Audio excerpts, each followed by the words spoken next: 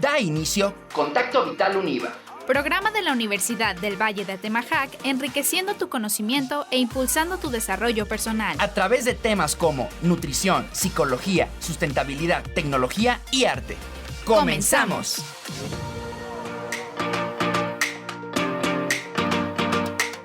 Hola, ¿qué tal? Muy buenas tardes. Bienvenidos a Contacto Vital Univa, programa de la Universidad del Valle de Atemajac que tiene como objetivo brindarte información de calidad y que aporte algo positivo a tu día. Mi nombre es Alicia Ruiz Escorcia. Estoy muy contenta de volver a hacer contacto contigo donde quiera que nos escuches porque siempre es un gusto estar en este espacio y conocer gente nueva y que te traiga estas ideas pues diferentes, innovadoras, atractivas y bueno, todo. Aquí la verdad es que disfrutamos mucho. Bueno, déjenles presento al resto de nuestro equipo. Hoy en controles inicia Carlos Chavira, mi querido compañero y amigo. En micrófonos tengo aquí a Zuli Campos. ¿Cómo estás, Zulamit? Hola, Alice. Estoy muy feliz de estar una vez más aquí compartiendo micrófonos contigo. También para mandarle un saludo a Valeria de la Fuente y a Fátima Morales. Bueno, pues les voy a decir las redes sociales. En Facebook nos pueden encontrar como Contacto Vital Univa, en Instagram @univa_vital y también nos pueden mandar un correo a contacto.vital@univa.mx. Y bueno, les voy a decir quién es el invitado de hoy. Es el maestro Enrique Ortega Cortés. ¿Cómo estás? Muy bien, muchas gracias. Y él es director audiovisual especializado en stop motion, ha ganado diferentes premios con sus producciones y actualmente desarrolla nuevos contenidos con su productora Pataca, enfocados en eficiencia y sustentabilidad. Es docente en la Universidad Santo Tomás y la Universidad Diego Portales en Chile. Él viene como parte de Verano Global aquí en la Universidad del Valle de Atemajac. Y Alice, dinos ¿qué tema tenemos el día de hoy? Así es, Uli, del programa Verano Global nos está visitando precisamente de la Universidad Diego Portales de Chile. Y hoy vamos a estar hablando de la sustentabilidad en la industria creativa. ¿Y por qué? Bueno, pues porque nuestro invitado, Enrique Quique, como te dicen los amigos, tengo entendido. Sí. Pues tienes ya algo de experiencia en esto. Pero lo primero que quiero preguntarte es, bueno, ¿cómo iniciaste en el mundo del cine? Y específicamente creo que te has especializado en stop motion, que es como una vertiente de la animación. Claro, entonces, un nicho del nicho. Ajá, ¿cómo iniciaste en todo esto? Mintiendo. Caray. Porque, bueno, yo le dije a mis padres que yo iba a estudiar periodismo. Porque, bueno, mis papás son constructores, ingenieros constructores, y vengo de una familia de constructores y arquitectos, entonces no tanto la intención, pero sí la esperanza de ellos era que yo estudiara una carrera un poco más tradicional. En ese sentido les dije primero que iba a estudiar arte y quedó el desastre. Descartado. Pero no, finalmente me dijeron, no, ve las posibilidades y nosotros te vamos a apoyar. Sí, fueron siempre muy buenos para apoyarme. Y dentro de eso me puse a buscar y encontré cine. Y me gustó mucho porque de alguna forma conjugaba todo lo que a mí me gustaba, que era de alguna forma narrar historias, hablar de diferentes temas, pero también construir mundos, que era algo que a mí me fascinaba. Y dentro de eso dije, ya no les voy a decir que voy a estudiar cine porque seguimos siendo alternativos, entonces ya voy a estudiar periodismo, que en el fondo en la Universidad Católica donde yo estudié, periodismo y cine tienen los primeros años comunes, que era la licenciatura de comunicaciones, y de ahí empecé a adelantar ramos y empecé a decir, no, bueno, voy a sacar las dos carreras. Ah, ok, me decían. Después, no, bro, pero voy a sacar primero cine porque ya estoy adelantando ramos. Ya, ok. No, ¿sabes qué? Yo creo que no voy a sacar periodismo porque ya estoy encontrando trabajo, prefiero trabajar. Era mentira. Pero finalmente me dediqué al cine y dentro de la misma carrera encontré la animación, que siempre me gustó también trabajar con las manos, como les decía, ellos eran constructores, entonces siempre en mi casa tuvimos acceso a herramientas, a talleres, etcétera.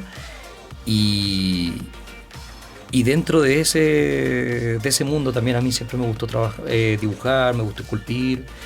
Y descubrí el stop motion relativamente tarde, así como en segundo año, tercer año de la carrera.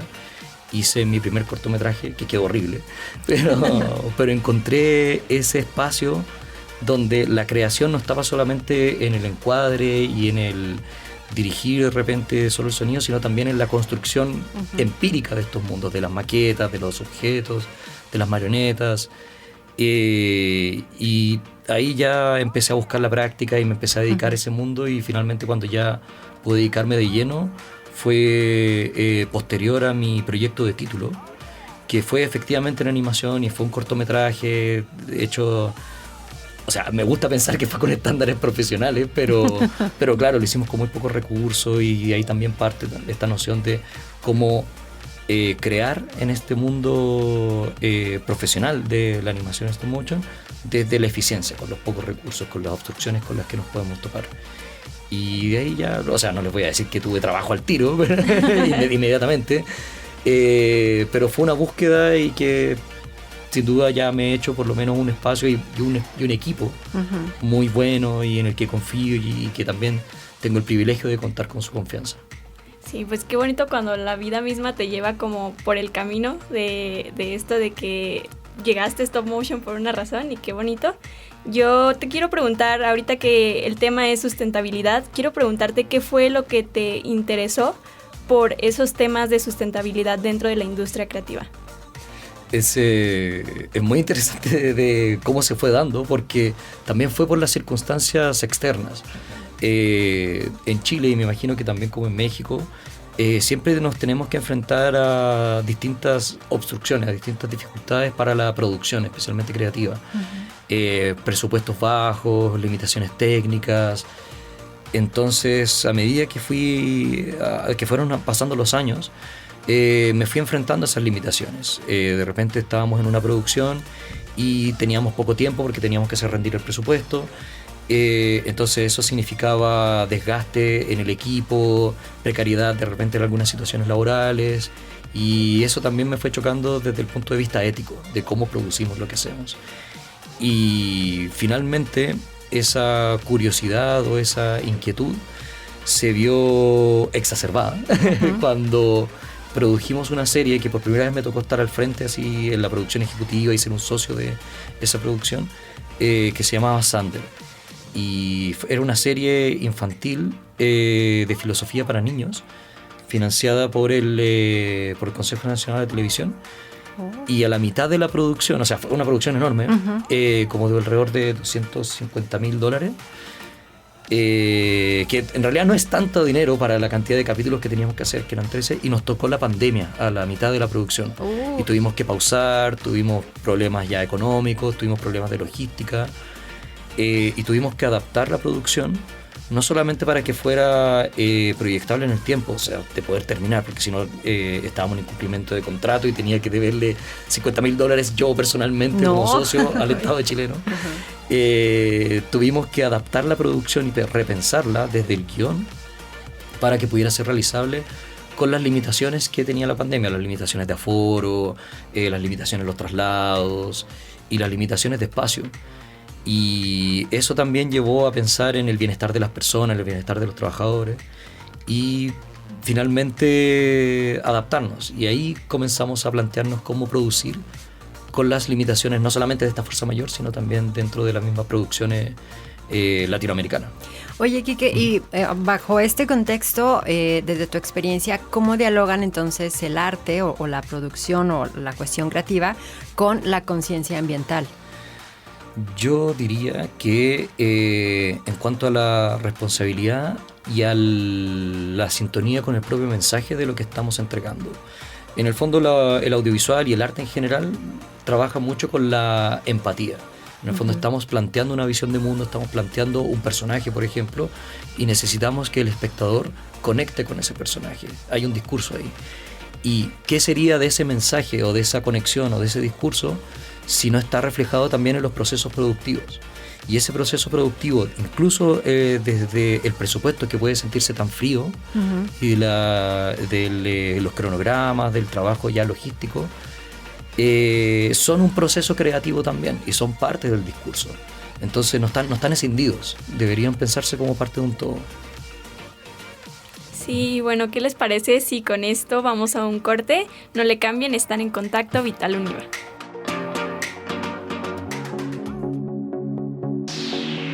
Estamos de regreso en este segundo bloque con el tema de sustentabilidad en la industria creativa con nuestro invitado Enrique Ortega Cortés.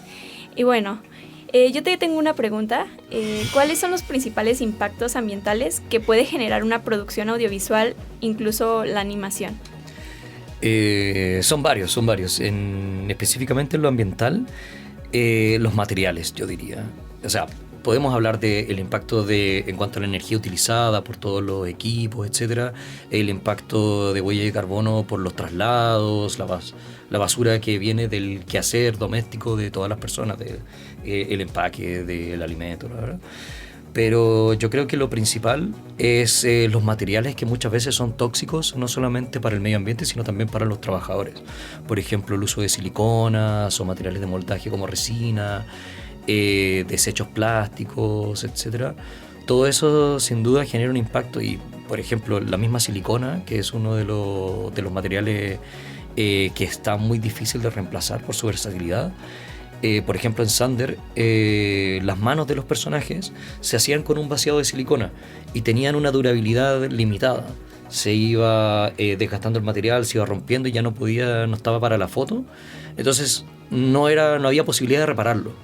Por lo tanto, se desechaba la mano completa del personaje y terminamos con un par de kilos de manos de personajes que no tienen posibilidad de ser ni reutilizadas ni biodegradadas, que van a estar ahí por millones de años. Y claro, yo creo que el impacto de los materiales desechados y de un solo uso es grande. O sea, sin duda igual es una industria pequeña, como que no tiene comparación a, por ejemplo, la industria fabril o la industria de los alimentos, del tipo de desechos que generan. No es realmente importante, pero sí habla lo mismo del discurso. O sea, el hecho de que tengamos procesos tan impactantes en relación a lo que invertimos, sin duda es algo que a mí por lo menos me produce una incomodidad o una incongruencia. Pero sí, los materiales, yo creo que los materiales son los que más generan impacto. Y en este tipo de manejo de materiales, ¿de qué manera ustedes tratan de gestionar el uso de ellos para que impacten lo menor posible? Porque creo que es imposible, es una utopía saber que vamos a tener una vida sin dejar un impacto negativo en el ambiente. Todo lo que hacemos desafortunadamente tiene un impacto negativo, pero ¿de qué manera en esta creación de arte desde el stop motion ustedes tratan de gestionar estos materiales? Tenemos varias estrategias. La principal es la reutilización. Tratar de fabricar o pensar cada uno de los elementos que vamos a utilizar para que pueda ser reutilizado dentro de la misma producción o ojalá en producciones futuras. Tratar de evitar las cosas de un solo uso, tratar de pensar de repente los elementos volumétricos para que sean modulares, cosa de que sirvan tanto para una escena como para otra, como para poder proyectarlos después en otras producciones.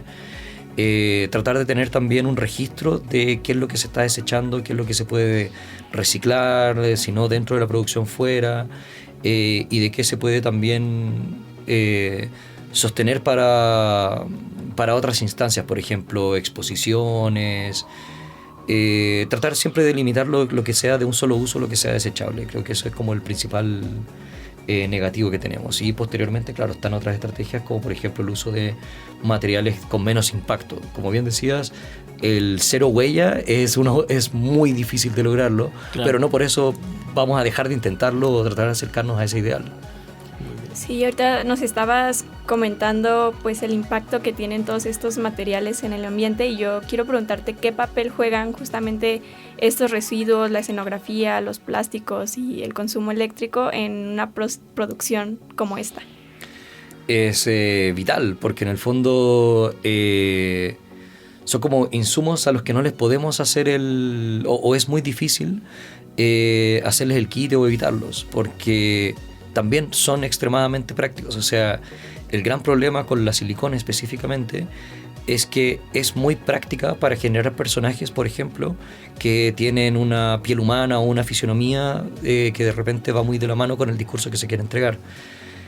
Pero hay alternativas. De hecho, aquí en la UNIVAS se está desarrollando un bioplástico, una alternativa en base a nopal, que no solamente es no tóxica y es biodegradable, sino que además es reparable, es remoldeable e incluso es vegana.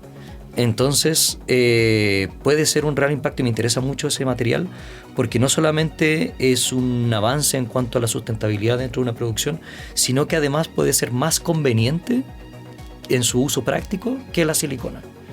Entonces, claro, hay alternativas y esas alternativas se buscan y se tratan de implementar, pero siempre tienen que ver con la conveniencia de la producción, porque también, como hablábamos de los recursos limitados y de los presupuestos limitados, eso implica menos tiempo, menos posibilidad para poder experimentar.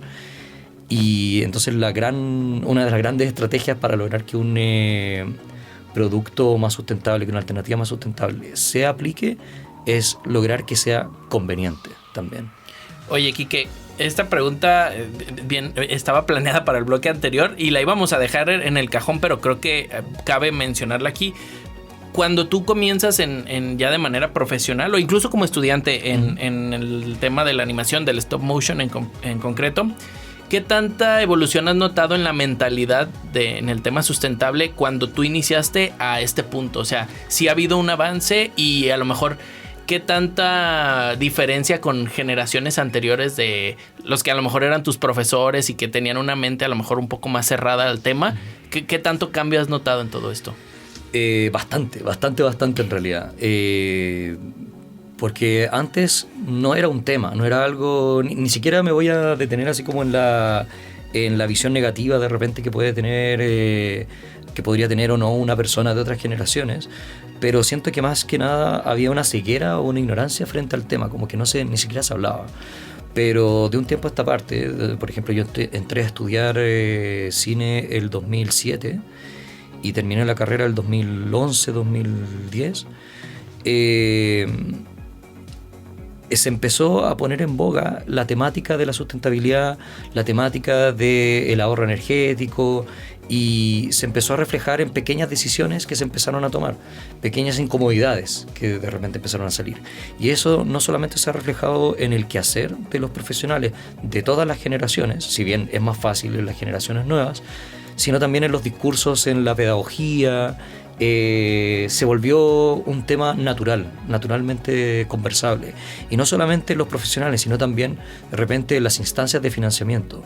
Actualmente en muchos de los fondos públicos y que dependen de los entes estatales, el tema de la sustentabilidad y el plan de sustentabilidad de un proyecto se vuelven parte de las postulaciones. En Europa ya se está exigiendo como parte de las postulaciones para fondos públicos un plan de sustentabilidad, un plan de desechos, etcétera, etcétera. Entonces ya se está volviendo norma, y eso es bueno, porque yo creo que cuando realmente se genera un cambio es cuando vuelve a dejar de ser un tema y se vuelve naturalidad. Oye, Quique, ¿es más costoso el optar por materiales como más sostenibles o hacer una producción que sí sea más sostenible? ¿Es más caro? En una primera instancia, sí, no lo voy a negar, porque requiere experimentación, siempre son innovaciones, y esas innovaciones requieren tiempo. Y ese tiempo implica un impacto en el presupuesto y en la logística de un proyecto. Y eso de repente es muy difícil, especialmente cuando estamos con recursos tan limitados como nos ocurre en Latinoamérica, y especialmente cuando nos ponemos en comparativa con proyectos estadounidenses, europeos, que tienen 10 veces más presupuesto que nosotros. Pero lo bueno, y ahí dejo la nota positiva, cada vez es más fácil, especialmente cuando los proyectos se piensan desde esta base. Desde, por ejemplo, voy a pensar un guión y voy a pensar un proyecto que solamente utilice materiales biodegradables, o voy a pensar un guión cuya fotografía solamente utilice lo que yo pueda sostener con un panel solar, por ejemplo. Si es que parte del guión, es mucho más fácil de implementar, pero eso requiere darle tiempo a eso, o tener ya este catastro de las soluciones o de los impactos que puedan tener la experimentación. Cuando todos esos experimentos estén hechos y exista esta metodología a la que pueden acceder nuevas producciones, ya van a empezar a pensar los proyectos de esa manera, y ya no va a ser caro, sino que va a ser norma. Claro. Perfecto, pues nosotros estamos hablando del tema de la sustentabilidad en la industria creativa con nuestro invitado Enrique Ortega, parte del programa Verano Global aquí en Univa Guadalajara. No le cambie, están en Contacto Vital Univa.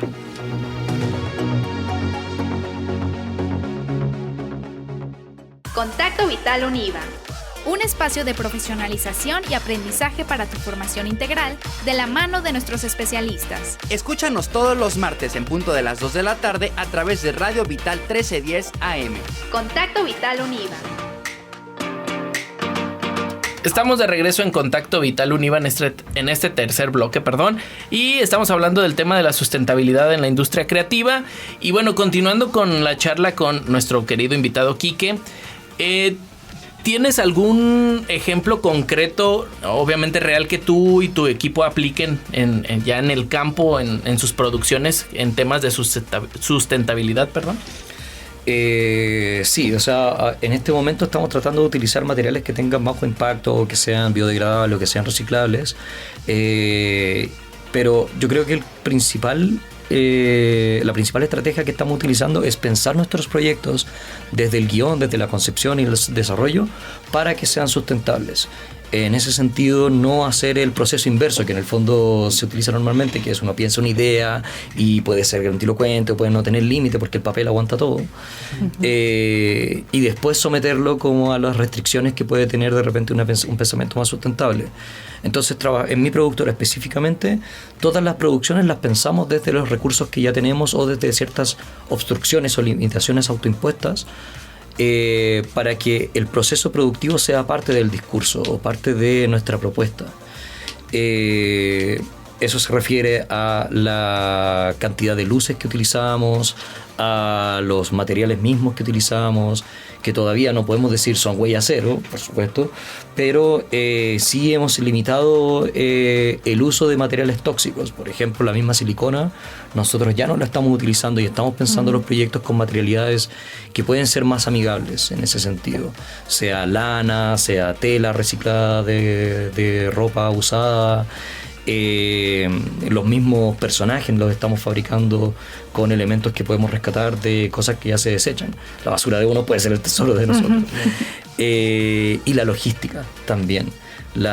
Porque existen distintos tipos de sustentabilidad y eso lo tenemos muy claro en nuestra productora y en la forma en que hacemos. La sustentabilidad medioambiental, que por supuesto tiene que ver con ese impacto en el medio ambiente. La sustentabilidad social, que tiene que ver con horas y honorarios éticos para las personas, no generar ambientes en que las personas se puedan sentir cómodas también trabajando. Sustentabilidad en cuanto a la estabilidad de los trabajos, etcétera. Todo lo tratamos de poner en la palestra cuando estamos desarrollando un proyecto. Y finalmente la sustentabilidad económica, un proyecto que pueda proyectarse en el tiempo, que genere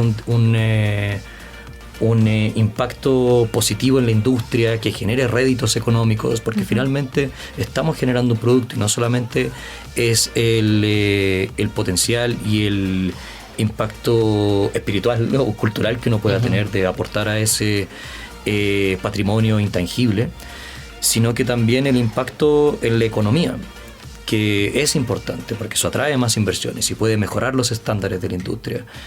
Y todo eso parte desde el guión, desde el desarrollo. Claro. Entonces ahí es donde realmente podemos generar el primer impacto que va a tener las repercusiones a lo largo del proceso productivo. Es muy interesante, al escucharte aquí que normalmente cuando mencionamos sustentabilidad lo relacionamos directamente con ecología, con huella ecológica, etcétera, ¿no? Pero ahorita creo que tú nos ampliaste el panorama de una manera muy interesante, o sea, cómo llevar la sustentabilidad, pero a todo. O sea, a todos los procesos. Una visión muy humana. Sí, muy global y eso, o sea, está muy, muy interesante. Y bueno, entonces en este sentido, Quique, yo también quiero preguntarte si en tu práctica han encontrado algún tipo de alianzas o pues no sé, como proveedores que también estén comprometidos, que traigan también como esta idea de sustentabilidad y que se estén haciendo como estas alianzas, estos convenios. Sí, sin duda, porque es una necesidad y que está muy presente y cada vez está más en boga y cada vez es un tema que es más naturalmente conversable. Entonces, los mismos trabajadores también quieren una estabilidad, quieren, y trabajadores me refiero a animadores, realizadores de arte, y desde la persona incluso que el asistente del asistente de producción, que es el runner que va a comprar cosas y las trae, o que se encarga de logística, hasta los animadores, hasta las cabezas de proyecto, todos están pensando en sustentabilidad, desde la cosa más básica, que es, bueno, repartimos agua en la producción y ahora tenemos que reciclar esas botellas, se vuelve más natural, hasta temas de la energía que estamos utilizando, los procesos y como les decía también, esa estabilidad laboral que viene con una industria sustentable en el tiempo, que se mantiene. Se han encontrado muchas alianzas, y a medida que se buscan, por ejemplo, y que se conversa con personas, se intercambian opiniones, se intercambia información, se van encontrando, se van descubriendo que otras personas están en la misma tecla, por así decirlo, en la misma sintonía. Ajá. Y descubrimos, por ejemplo, en Valdivia, una empresa que está generando distintos tipos de bioplásticos para otras industrias, y justo tienen un material que a nosotros nos sirve para reemplazar, por ejemplo, la nieve seca, este material plástico, Unicel, el Unicel, que es sumamente contaminante y no se puede reciclar. Y de repente descubrimos que, claro, en esta otra empresa, en este otro rubro, en esta otra área, están desarrollando un reemplazo para el Unicel en base a micelio, en base a hongos, y claro, nunca se les ocurrió aplicarlo en la industria de animación. Entonces, solamente porque se conectan esas dos áreas, de repente por un tercero que justo las conectaba, se generan esas nuevas alianzas y nuevos procesos. Entonces, yo soy un ferviente creyente que la real sabiduría se logra cuando se cruzan áreas distintas. Claro. Y se puede mirar con perspectiva. Pero pues, sí, aliados hay. El nopal, ¿eh? El nopal. Y tengan cuidado con los hongos. ¿Ya vieron The Last of Us? ¿Cómo terminó todo? Cordyceps. Con el Cordyceps. Pedrito Pascal, paisano sí. de... Ay, sí. Uy, sí, ahorita está en top. Viene Mr. Fantastic también. Pero bueno, luego hacemos un podcast de eso. Quique, desde ya mencionabas hace ratito un poco de cómo desde el proceso creativo van ajustando el proyecto o los proyectos para que pues sean sustentables. ¿Qué tan complicado ha sido? Si es que te tocó esta transición de cuando no se empleaban mucho estas prácticas a cuando las empezaron a implementar, ¿qué tanto cambió tu proceso creativo para poderlo ajustar a unas prácticas sustentables? Radicalmente, porque en el fondo uno cuando parte sueña, o sea, es como la gran característica de uno cuando está comenzando en cualquier proceso. Uno construye castillos en el aire. Entonces, a medida que me fui enfrentando a las distintas limitaciones y que principalmente mi atención y la atención de las personas con las que tengo el privilegio de trabajar fue aumentando, no solamente en cuanto al impacto medioambiental, sino también al bienestar de los demás y a esta sustentabilidad emocional, llamémosle, se fueron siendo un factor importante a la hora de cómo planificábamos nuestros procesos. Y eso también parte como de la necesidad inmediata, como fue el impacto de la pandemia, de ciertos movimientos sociales que hubo en Chile, y el adaptarnos también a las posibilidades con las que contábamos en los procesos productivos, no solamente en Chile, sino me imagino también aquí en México y en Latinoamérica, viéndonos jugando de igual a igual con procesos productivos de Estados Unidos, Europa, donde claro, tenían muchos más recursos que nosotros y nosotros nos veíamos compitiendo como por el mismo espacio de atención. Y en ese sentido creo que lo que más se ha reflejado es en el rescate de la identidad de nuestros procesos y de nuestras obras latinoamericanas, con la originalidad que conlleva las decisiones que tomamos en esos procesos. Entonces yo creo que el cambio ha sido realmente en no luchar contra esas limitaciones, sino aprovecharlas para generar una identidad original dentro de nuestras obras. Muy bien, bueno, pues ¿qué les parece si con esto nos vamos a un corte? Estamos hablando de la sustentabilidad en la industria creativa con nuestro invitado de Verano Global, el maestro Quique Ortega. Espero les esté gustando porque todavía nos queda un bloque más con más información interesante. Están escuchando Contacto Vital Univa. Regresamos. Oh, yeah. Y ya estamos de vuelta en nuestro último bloque aquí en Contacto Vital Univa, hablando sobre sustentabilidad en la industria creativa con nuestro invitado Kiki Ortega. Y la verdad ha sido muy interesante esta nueva visión que nos estás dando de esta área específica, el stop motion en la animación, pero desde la visión sustentable, ¿no? O sea, cómo llevarlo a otro nivel para que podamos pues replicarlo a lo mejor en otras áreas. Y en este sentido, Kike, yo quiero preguntarte, ya como para dar cierre al programa del día de hoy, ¿qué mensaje le darías a los jóvenes creadores que desean ser conscientes con el medio ambiente desde su quehacer artístico, cualquiera que este sea?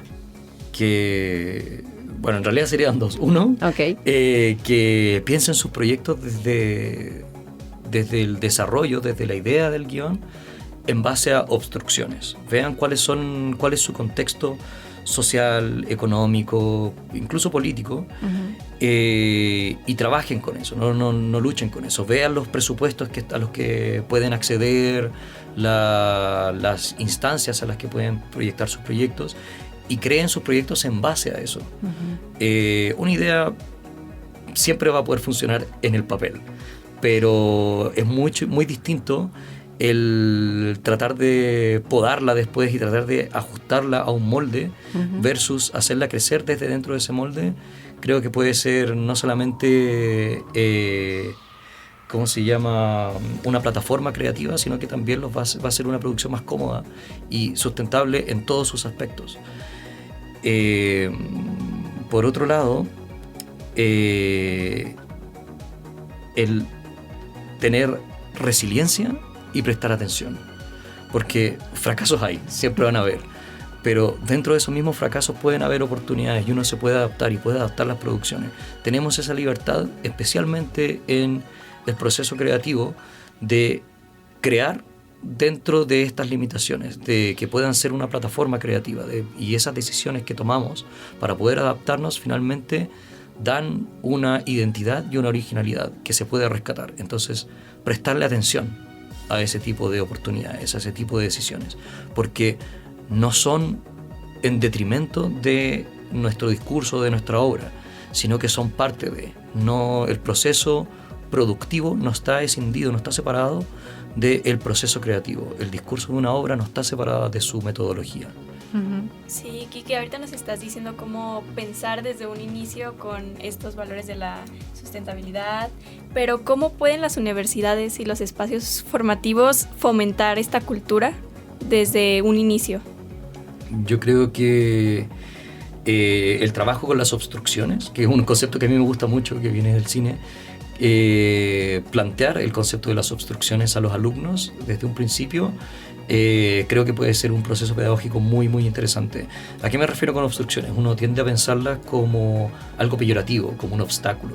Sin embargo, la obstrucción, pensada desde el proceso creativo, es una limitación autoimpuesta que puede generar no solamente un valor productivo, de hacer producciones tal vez más baratas o más accesibles, sino que pueden ser una plataforma de identidad, de originalidad, pueden ser parte de la puesta en escena. Entonces, generar esa conciencia en los alumnos, de prestarle atención a las obstrucciones, de prestarse atención también a sí mismos y a su proceso creativo, es un gran valor. Decirles, por ejemplo, solo pueden utilizar estos materiales, solo pueden utilizar este personaje, solo pueden utilizar estos equipos y tienen tanto tiempo para producir, pero ¿qué es lo que pueden producir a partir de esta misma plataforma? Por ejemplo, ahora nosotros aquí en Univa tuve la oportunidad de trabajar un ramo que no me es tan natural en sí, que es la composición digital. Yo, si bien he hecho mucha composición digital, mucho retoque, mucha postproducción, no es mi fuerte. Pero, ¿cómo le dimos la vuelta aquí en el curso? No centrándonos en los procesos técnicos, que son muy accesibles también porque hay tutoriales para todo en YouTube ahora, sino centrarme en el proceso creativo detrás de esas decisiones técnicas. Entonces todos los alumnos partieron de la obstrucción de que tenían que ocupar el mismo material, que era un personaje corriendo hacia cámara en distintos planos, sea un plano general, un personaje que se le toma de la cintura para arriba corriendo, un plano detalle de los pies, un plano del personaje corriendo de un lado a otro. Y mediante la composición digital y procesos técnicos tenían que cambiar no solamente el punto de vista, sino también el género cinematográfico de la obra. mediante el sonido, mediante la corrección de color, mediante puros procesos técnicos, pero que tenían un impacto creativo y principalmente en el punto de vista. ¿Cuál es mi discurso detrás de la obra? El por qué, cuál es el mensaje que estoy entregando. Que no es necesario que sea un mensaje tan grandilocuente y filosófico y todo, trascendental, pero sí es importante que esté claro. Entonces, ¿cómo se puede fomentar esa cultura? Yo creo que generando la reflexión y el pensamiento crítico en los alumnos por sobre los procesos técnicos. Y generar esa discusión y esa conversación y esa reflexión para potenciar la atención respecto de esos discursos. Sí, como decías, ¿no? O sea, no está peleado la parte creativa con la ejecución, pues, con el llevarlo Totalmente a cabo. Oye, Quique, y bueno, tú que estás muy, muy inmerso en este mundo, ¿cuáles son las tendencias que ves ahorita en la parte creativa, o sea, en el mundo creativo del arte, el cine, etcétera? Es muy interesante la pregunta porque todos ven distintas tendencias porque es un mundo muy variopinto. Ajá. Pero si te hablo de mi opinión particular, creo que estamos muy cercanos a la... No sé si llamarlo decadencia, pero sí a una pequeña reducción en las grandes producciones, estas cuestiones apoteósicas. Por ejemplo, Marvel y todas esas cosas, yo creo que cada vez son más difíciles de generar. Chavira no estuvo muy de acuerdo, ¿eh? No, que no significa que se acaben las películas de superhéroes, que no se acaben las películas de monstruos y kaiju, o sea, siempre van a existir, pero yo creo que estamos ante el auge de los nichos, de que cada vez hayan producciones más pequeñas, donde su potencial y su propuesta va más en el discurso con los pequeños presupuestos, ya no tantos grandes estudios de grandes conglomerados de propiedad intelectual, sino que pequeñas producciones, pequeños grupos de personas que generan nuevos discursos, y creo que eso es muy positivo. Ocurre mucho, por ejemplo, con los podcasts. Yo creo que los podcasts son una buena fuente de diagnóstico para qué es lo que está ocurriendo con las industrias creativas, donde en Spotify y en otras instancias uno puede encontrar 1 millar de podcasts de las temáticas más específicas que uno puede imaginar, y tienen un público y son sustentables económicamente en el tiempo por ese pequeño público. Entonces, en ese océano de distintas voces, creo que la salvación de las industrias creativas, especialmente en un mundo donde nos estamos enfrentando a nuevas herramientas o nuevas posibilidades como la inteligencia artificial, el rescate de la industria creativa está en los discursos de las personas y en las experiencias y en los puntos de vista. Y creo que eso solamente se potencia en este mundo de los nichos. Y Quique, ya para cerrar, ¿qué te gustaría que todas las personas que están escuchando se lleven como reflexión? Que en sus procesos creativos le presten atención a las obstrucciones a las que se pueden someter, con las que pueden jugar, básicamente. Prestarle atención a las personas con las que están trabajando, prestarle atención al impacto de los elementos con los que están creando, desde el guión, desde la concepción.